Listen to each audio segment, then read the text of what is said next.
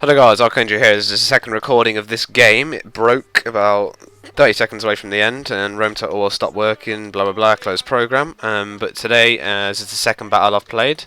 I've played 3 overall so far, and I will have the other one up soon. I will be playing as Egypt in that battle, but that's for later on.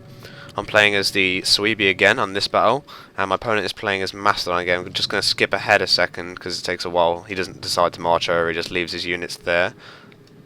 Okay, so I haven't actually gone over the army, so I'll just talk about a little bit about first. So I've played the Suebi in Egypt at the moment online, played 3-1-3, and yeah, they are both pretty powerful factions. All my opponents played Macedon. They don't seem to be very powerful at all, actually, Macedon, or maybe they're just not playing it right, I don't know. But yeah, so I've played the campaign as well, and there's a lot of bugs in that actually. The first bug I encountered was when I was fighting in the mountains as Pontus, and you can get this immovable terrain that you can't move on, obviously. It spawns randomly on the map when you're playing mountains, I guess, and we spawned on either side of one, so we couldn't actually move over, so we couldn't actually even hit each other with archers, so I had to just concede the battle. I didn't know if there was a time limit or not, I didn't see one. And so I lost my entire army thanks to that. And anyway, back to this, but on the second bug even. The second bug is I went to the diplomacy screen, I couldn't do anything, so I had to close the game down, so that's kind of annoying, but I guess it all saves, so it isn't too much of a problem. Anyway, my army, 4 units of swordmasters, 2 units of berserkers, and 2 units of Wadenaz spears, 2 units of longbow hunters, and 5 of noble riders with general in 1. I'm playing Macedon as I've said. As we can see, these guys are hiding in the woods walking at the moment, and my opponent can't see them.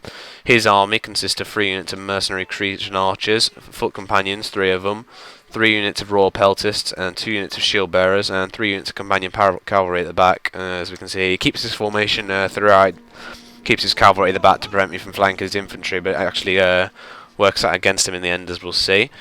But I've just got these archers here. These are terrible units actually, but these archers are just here to soak up the bullets. So yeah, I'm gonna run them in and kamikaze them basically.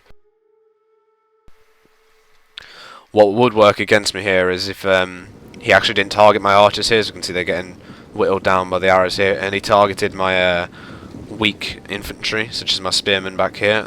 You can see him running with their shields to block the arrows here. And they're going to try and charge down these Cretan archers, but they're going to get behind lines before. And he actually moves his pikes back, so these peltists are revealed here. And then he runs his peltists back as the charge comes in. 3, 2, 1 now. And as we can see, the peltists actually get caught in the fight here, so they won't be able to throw their spears anymore, at least this unit. And there we go, they get caught up there, look. And I probably should have flanked this side, but I decided to take my cavalry instead. As we can see, I'm positioning my cavalry on both sides here, and I've got some infantry coming around this side, since this is his weakest flank by far. And his cavalry now go into wedge formation. I think they're going diamond formation. Macedon, the barbarians get wedge formation. I'm going to charge all 5 of my cavalry units into his cavalry here, and he uses his charge. I'll use my charge as the buff in for speed and attack damage there. But he stops them, which is a big mistake, and I get the charge bonus in his cavalry. And I make a big mistake with these cavalry actually. I charge them both into 1 unit when I could have done 2.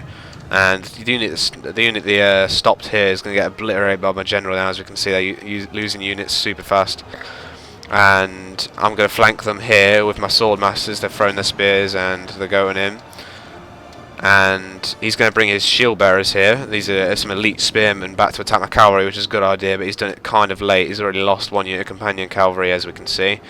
But it's going to do a lot of damage to my companion cavalry, but I'm going to leave him in since his general unit's here, and I want to at least get him low or even rout him if possible on his general unit, and I'll sacrifice a few units of my noble riders for that.